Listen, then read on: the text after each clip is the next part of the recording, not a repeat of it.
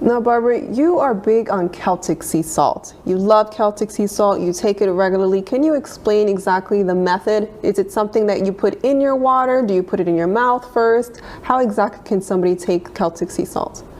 Okay, so let me explain it. And I got this information from a few sources, and one of the sources is Dr. Robert Thompson, who wrote the book, The Calcium Lie, and he believes the clearest indicator of a creator God is seawater, because seawater has 92 minerals, the exact same mineral and proportion and balance as is found in the body. And the closest to seawater is Celtic salt. Celtic salt has 82 minerals. And Dr. Robert Thompson says, if you put a little crystal of Celtic salt on your tongue before every glass of water, he says all you're doing is replacing the minerals you lost yesterday in your urine, in your perspiration, in your bowel movements. So how big is the crystal of Celtic salt? Probably about the size of a sesame seed. If someone's not used to salt, I think I'd advise even less than that to get their body used to it. Celtic salt is a very wet salt because it has 3 magnesiums, and magnesium is a water-hungry molecule.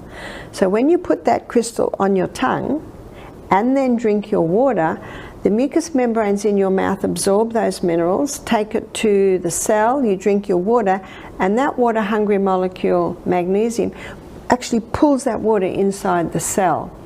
So it is far better to put it on your tongue and then drink it rather than put it in your water. Because of the 3 magnesiums in the water, it dissolves into the water, so you don't quite get the same effect.